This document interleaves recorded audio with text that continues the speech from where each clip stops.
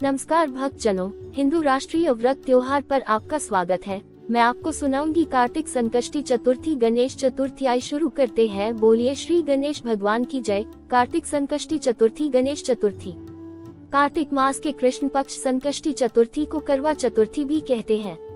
इस दिन पिंग गणेश की पूजा की जाती है। सौभाग्यवती स्त्रियां इस दिन अपने पति की लंबी उम्र के लिए व्रत रखती है। गणेश जी को करवा अर्पित करती हैं। ये व्रत स्त्रियों को अखंड सौभाग्य प्रदान करती है। इस व्रत से मनुष्य को सर्वसिद्धि प्राप्त होती है। सुर की कथ 2। पार्वती जी कहती है कि हे भाग्यशाली लंबोदर, भाषणकर्ताओं में श्रेष्ठ, कार्तिक कृष्ण चतुर्थी को किस नाम वाले गणेश जी की पूजा किस भांति करनी चाहिए। श्री कृष्ण जी ने कहा कि अपनी माता की बात सुनकर गणेश जी ने कहा कि कार्तिक कृष्ण चतुर्थी का नाम संकटा है। उस दिन पिंग नामक गणेश जी की पूजा करनी चाहिए। पूजन पूर्वोक्त रीति से करना उचित है। भोजन एक बार करना चाहिए। व्रत और पूजन के बाद ब्राह्मण भोजन कराकर स्वयं मौन होकर भोजन करना चाहिए। मैं इस व्रत का महात्म्य कह रहा हूँ, सावधानी पूर्वक श्रवण कीजिए। कार्तिक कृष्ण संकट चतुर्थी को घी और उड़द मिलाकर हवन करना चाहिए। ऐसा करने से मनुष्य को सर्वसिद्धि प्राप्त होती है। श्री कृष्ण जी ने कहा कि वृत्रासुर दैत्य ने त्रिभुवन को जीत करके संपूर्ण देवों को परतंत्र कर दिया। उसने देवताओं को उनके लोकों से निष्कासित कर दिया। परिणाम स्वरूप देवता लोग दशों दिशाओं में भाग गए। तब सभी देव इंद्र के नेतृत्व में भगवान विष्णु के शरणागत हुए। देवों की बात सुनकर विष्णु ने कहा कि समुद्री द्वीप में बसने के कारण वे दैत्य निरापद होकर उच्छृंखल एवं बलशाली हो गया है।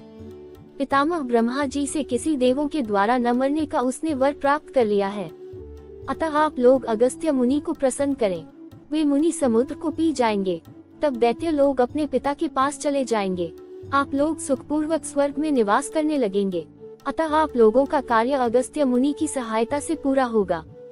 ऐसा सुनकर सब देवगण अगस्त्य मुनि के आश्रम में गए और स्तुति द्वारा उन्हें प्रसन्न किया।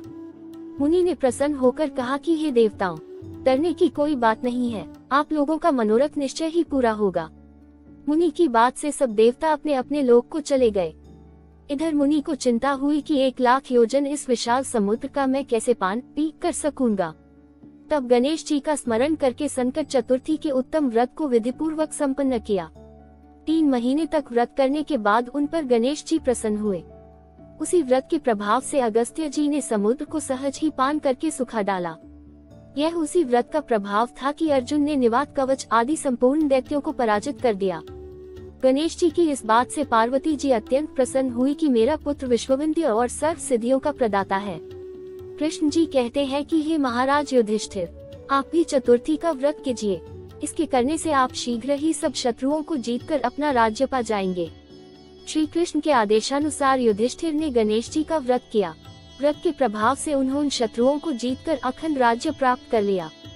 केवल कथा श्रवण करन से ही हजारों अश्वमेध और सैकड़ों वाजपेय यज्ञ का फल प्राप्त होता है। साथ ही पुत्र पौत्रादि की वृद्धि भी होती है।